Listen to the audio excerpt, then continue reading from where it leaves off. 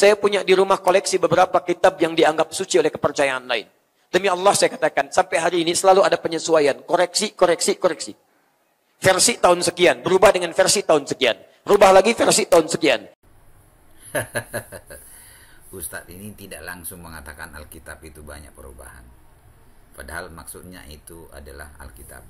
Dia takut kena penistaan agama. Padahal sesungguhnya di Islam itu tidak ada penistaan agama. Yang ada meluruskan. Penistaan agama itu yang ada pada orang Kristen. Kalau kita menyinggung tentang ajaran Al-Quran, ya itu penistaan. Kalau Islam menyinggung ajaran Alkitab, ya itu meluruskan. Jadi orang Islam tidak pernah menista agama. Yang menista agama itu ya orang Kristen lah. Ya tidak masalah. Ya. Jadi Alkitab kami kenapa seperti itu? Karena dia mengikuti perkembangan zaman itu, perkembangan bahasa. Walaupun ada mengikuti, hukum dalam Alkitab tidak pernah berubah. Ajarannya tidak berubah. Yang berubah hanya redaksinya itu, kata-katanya yang berubah. Kenapa berubah? Contohlah bahasa Indonesia. Dulu ada ejaan lama. Alkitab mengikuti ejaan lama. Lama-lama ada berubah menjadi ejaan baru. Alkitab juga mengikuti ejaan baru. Lama-lama kemudian ejaan yang disempurnakan. Alkitab juga mengikuti ejaan yang disempurnakan. Perubahan arti bahasa juga ada. Contohnya babu. Dulu babu berubah menjadi pembantu. Nah sekarang berubah menjadi asisten rumah tangga. Nah itulah sebabnya Alkitab mengikuti perubahan itu, maka katanya berubah. Yang penting ajarannya tidak berubah, hukum Tuhan tidak berubah di dalam Alkitab itu. Begitu ceritanya Alkitab. Umumnya tidak pernah ada bahasa yang baku. Di Inggris bahasanya bahasa Inggris. Di Arab bahasanya bahasa Arab. Di Indonesia bahasanya Indonesia. Ke Padang bahasanya bahasa Padang. Ke Bali bahasanya bahasa Bali. Mungkin juga ke Payakumbuh bahasanya bahasa Payakumbuh. Ke Jawa bahasanya bahasa Jawa. Lihat. Karena bukan firman Allah, maka akan menyesuaikan dengan kultur manusianya. Ya iyalah. Kedatangan Alkitab itu kan untuk menyampaikan kabar baik kepada seluruh umat, kepada seluruh bahasa. Itulah sebabnya Alkitab itu diterjemahkan ke dalam banyak bahasa. Ya tidak mungkinlah saya bisa ngerti bahasa Inggris. Saya orang Batak. Tidak mungkin saya mengerti bahasa Cina. Saya orang Indonesia. Jadi Alkitab itu saya mengerti karena diterjemahkan ke bahasa Indonesia. Saya paham jadinya. Karena bahasa yang digunakan adalah bahasa saya. Jadi maksudnya di situ adalah supaya maksud dan tujuan Alkitab itu sampai bisa diterima oleh pembacanya, dipahami, dan bisa dilakukan, dilaksanakan dalam hidupnya sehari-hari. Itu maksudnya. Jadi kalau orang Inggris baca bahasa Inggris, orang Cina baca bahasa Cina, gampang dipahami. Demi Allah saya katakan, sejak Al-Quran diturunkan pada Nabi Muhammad 15 abad yang lalu, telah lewat lebih sampai dengan sekarang, tidak pernah berubah satu huruf pun, bahkan satu titik pun tidak pernah hilang darinya. Saya hanya membaca, bukan mengartikan, bukan mengambil kesimpulan, bukan menista, saya hanya membaca. Saya baca dulu hadis Sunan Ibnu Majah nomor 1934. Ini.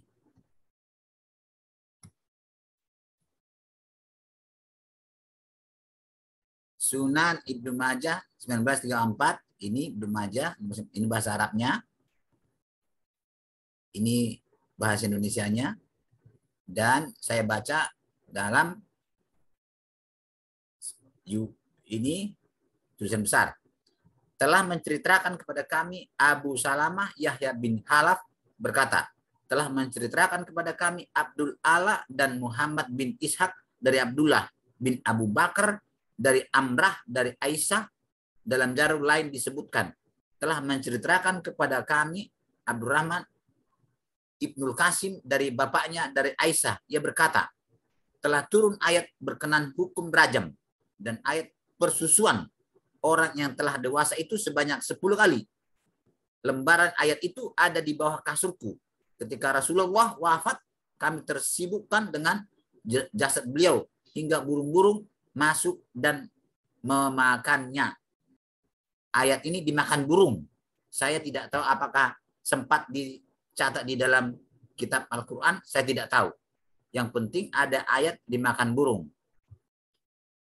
Saya hanya membaca Quran surat 2 Al-Baqarah 106. Terjemahan. Saya tidak bisa baca bahasa Arabnya. Bunyinya seperti ini. Ayat mana saja yang kami naskahkan atau kami jadikan manusia lupa kepadanya, kami datangkan yang lebih baik daripadanya atau yang sebanding dengannya. Tidakkah kamu mengetahui bahwa sesungguhnya Allah Maha Kuasa atas segala sesuatu? Jadi ayat yang baik yang pertama tadi dilupakan itu ayat yang baik diganti lagi dengan ayat yang lebih baik. Saya tidak tahu apakah itu namanya ada perubahan atau tidak. Ayat ini mengatakan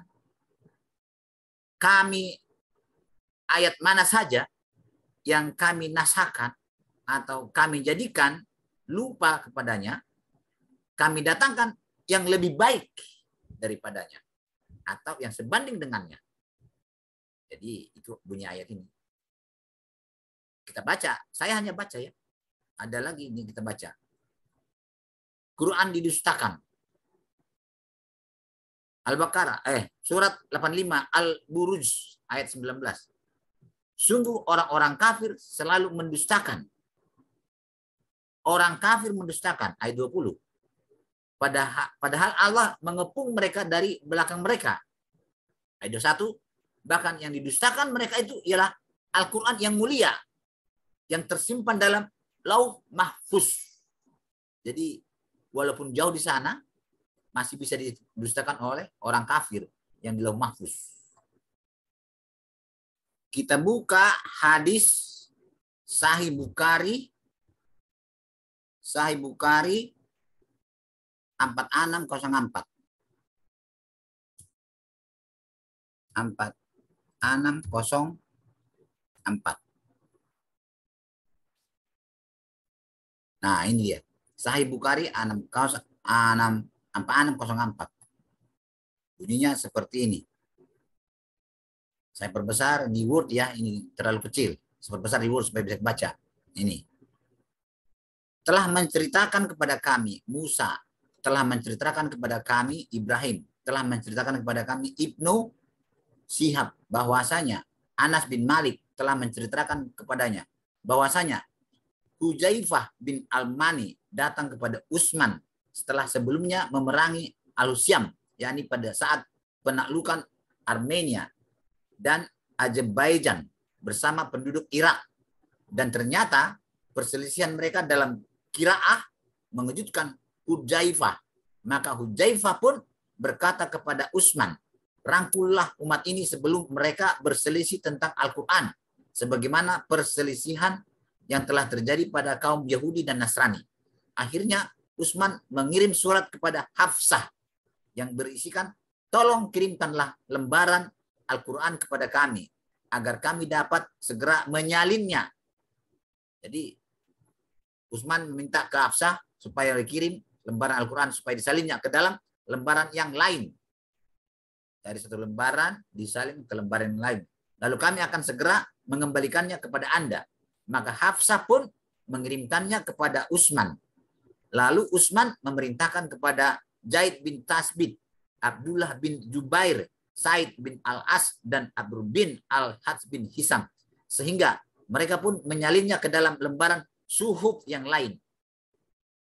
Disalin ke suhuf yang lain. Utsman berkata kepada 3 orang Quraisy dari mereka, jika kalian berselisih dengan Zaid bin Tasbit terkait dengan Al-Quran, maka tulislah dengan bahasa Quraisy, sebab Al-Quran turun dengan bahasa mereka. Kemudian mereka mengindahkan perintah itu hingga penyalinan selesai dan Utsman pun mengembalikannya ke Hafsah. Setelah itu Utsman mengirimkan sejumlah suhuf yang telah disalin ke berbagai penjuru negeri kaum muslimin dan memerintahkan untuk membakar Al-Quran yang terdapat pada selain suhuf tersebut. Jadi selain suhuf itu dibakar semua.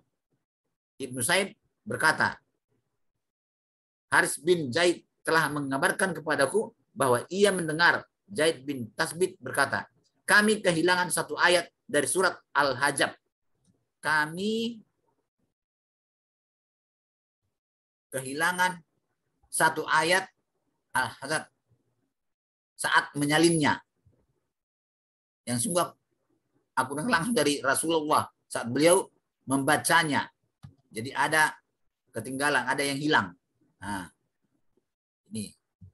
Lalu kami pun mencarinya. Dan ternyata kami menemukannya pada Huzaimah bin Sabit al-Masyad, yakni ayat minal mukminir wajib suma al-Qur'an. Maka kami pun menggabungkannya di dalam mushaf. Nah, ketemu juga, untung masih ketemu. Tapi jadi mushaf lain dibakar. Saya tidak tahu apakah mushaf lain itu sama dengan yang disalinnya ini, saya tidak tahu. Kalau memang sama berarti tidak ada perubahan. Tapi kenapa harus dibakar? Menjadi pertanyaan yang tidak dapat saya jawab sendiri. Jadi dibakar supaya tidak terjadi perselisihan. Ternyata ya kenapa terjadi perselisihan? Artinya yang dibakar itu sama nggak dengan yang tidak dibakar ini? Itulah pemahaman saya. Saya tidak mau mengartikannya, tapi kita baca dari sini ada yang dibakar. Ya, walaupun katanya sama ya terserahlah ya. Tapi saya tidak mengerti dalam hal ini. Kita buka hadis Sahih Muslim nomor 4504.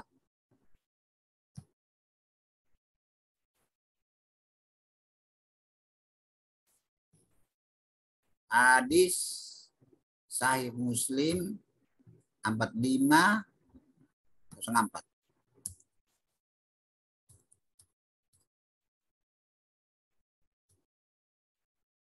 Nah, ini dia.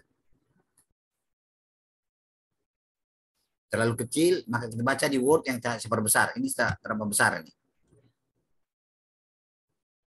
Telah menceritakan kepada kami Abu Bakar bin Absaib dan Muhammad bin Abdullah bin Nurmain. Keduanya berkata, telah menceritakan kepada kami Al-Amasi dan Sakik dari Musyrik. Dia berkata, kami mendatangi Abdullah bin Amin, lalu kami berbincang-bincang dengannya. Ibnu Numair berkata, lalu pada hari itu kami menyebut nama Abdullah bin Mas'ud. Maka Abdullah bin Amir berkata, kalian telah menyebutkan seseorang yang hingga kini aku selalu mencintainya. Setelah aku mendengar tantangannya dari Rasulullah, beliau bersabda, ambillah, ini perintah Muhammad ini. Ambillah oleh kalian Al-Quran dari 4 orang, yaitu dari Abdullah bin Mas'ud. Beliau mulai darinya kemudian dari Mu'az bin Jabal, dari Ubay bin Ka'ab, dan dari Salim Maula Abu Haris. Nah, jadi diperintahkan oleh Muhammad mengambil dari Abdullah bin Mas'ud, ambil Al-Quran dari Abdullah bin Mas'ud, Mu'az bin Jabal, Ubay bin Ka'ab, Salim Maula. Tapi si Umar tadi meminta dari Hafsah.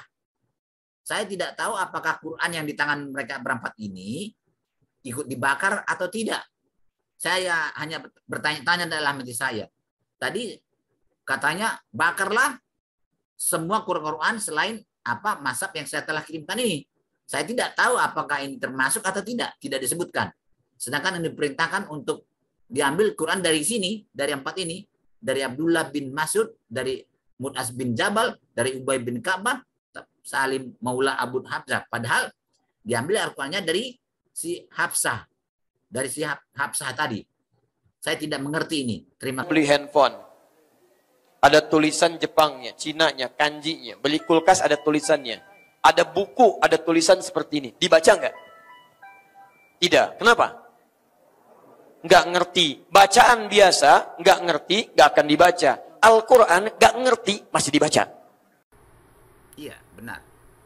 Kalau kita beli kulkas baru dari sebuah toko, dikasih kepada kita bersama kulkas itu sebuah buku, yaitu buku petunjuk, supaya pembeli itu tahu cara mengoperasikan kulkas itu, supaya tahu bagaimana cara menghidupkan, mematikan, merawat kulkas itu. Itu buku petunjuk. Buku petunjuk itu dibuat di situ bermacam-macam bahasa, bermacam-macam tulisan. Ada tulisan Cina, ada tulisan Jepang, ada tulisan India, ada juga bahasa Indonesia. Karena pabrik kulkas itu tahu bahwa kulkas itu untuk semua bangsa, untuk semua kaum di dunia ini, atau ke seluruh Asia. Di Asia ini bahasa Jepang, bahasa Cina, bahasa Inggris, bahasa Indonesia ada. Nah, dia tahu saya tidak tahu bahasa Inggris, dia tahu saya tidak tahu bahasa Cina, dia tahu saya tidak tahu bahasa Jepang, dia tahu saya hanya tahu bahasa Indonesia. Maka dibuat di situ bahasa Indonesia. Ya, saya tidak akan baca bahasa Cina. Apa kata Al-Quran tentang Al-Quran itu? Mari kita baca Al-Quran. Kita baca terjemahan Al-Quran Al-Baqarah ayat 185. Dalam kurung beberapa hari yang ditentukan itu ialah bulan Ramadan, bulan yang di dalamnya diturunkan Al-Quran sebagai petunjuk bagi manusia dan penjelasan-penjelasan mengenai petunjuk itu. Ternyata Al-Quran juga adalah petunjuk dan penjelasan untuk menjelaskan petunjuk itu juga. Sama dengan buku tadi yang bersamaan dengan kulkas baru itu. Dikasih buku petunjuk. Ini juga buku petunjuk. Cuma bedanya, buku petunjuk di kulkas itu bisa saya mengerti karena bahasa Indonesia. Kalau buku petunjuk di Al-Quran, ya tidak saya mengerti. Ya karena hanya satu bahasa. Ini saya baca terjemahan ini baru aja nih terjemahan bisa diterjemahkan. Dahulu kira-kira 25 tahun atau 30 tahun yang lalu Al-Quran tidak boleh terjemahkan. Entah kenapa bisa ada perubahan, bisa diterjemahkan. Kita baca lagi di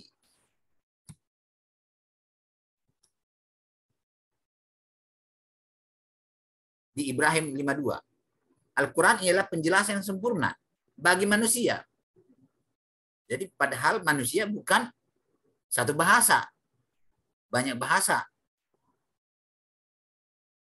Kulkas petunjuknya, penjelasannya banyak bahasa. Tapi Al-Quran hanya satu bahasa. Saya tidak tahu kenapa. Kenapa Al-Quran tidak bisa dibuat dengan dalam banyak bahasa. Katanya penjelasan yang sempurna. Tapi katanya tadi walaupun tidak ada mengerti, masih dibaca. Saya tidak tahu apa maksud dan tujuannya. Mari kita pikirkan bersama dalam hal ini. Bacaan biasa, nggak ngerti, nggak akan dibaca. Al-Quran nggak ngerti, masih dibaca. Tunjukkan pada saya, apakah setiap yang baca Quran ngerti isinya? Tidak, tapi masih mau baca. Kalau bukan firman Allah, mustahil bisa dibaca. Mustahil. Apa yang menggerakkan Anda mau baca Al-Quran? Sampai belajar tajwid, sampai belajar hurufnya, sampai dipelajari oleh Anda. Demi Allah saya katakan, kalau bukan firman Allah, mustahil. Dir, anaknya tadi ngomong, lagi kurang sehat. Bagaimana kalau Pak RT aja yang mimpin doa? Wah, maaf deh, saya nggak biasa. Bagaimana kalau situ aja? Ih, kan saya kagak bisa. Paman ente aja, dia kan orang Arab, pasti bisa. Iya, عمي اقرأ الدعاء تفضل. أنا لا أستطيع أقرأ الدعاء يا سعيد لأنني لم أتوب إلى الله وأني أخاف إن دعائي لا يتقبل الله ولو كان هو بسم الله الرحمن الرحيم. آمين. ما هذا؟ نحن نتكلم هم يقولون آمين. أستغفر الله العظيم. آمين. كيف الحال هذا؟ Masya Allah. Amin. Antum kullukum jahilun. La tafhamuna al-arabiyyah. Nahnu natakallam. Wa antum taqulun amin. Amin. Amin. Amin ya rabbal alamin.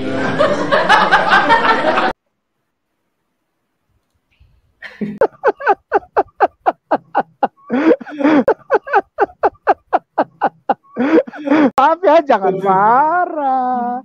Kami jangan marah. Kami jangan marah. Jadi kalau di Islam, akal dulu baru iman. Baik. Tapi kalau di Kristen, iman dulu baru akalnya nyocok-nyocokin gitu. Mana gerangan akalmu? Kemana akal tersebut? Dulu saya dengan Gus Dur bicara seperti ini. Kata Gus Dur, ya memang begitu Pak Sakur. Saya ini beragama kayak pegang bara. Dilepas nggak boleh, dipegang saya sakit. Ya kan artinya. Oleh karena itu yuk sekarang kita berpikir. Jangan takut murtad dong. Daripada kamu mempercayai sesuatu yang tidak benar.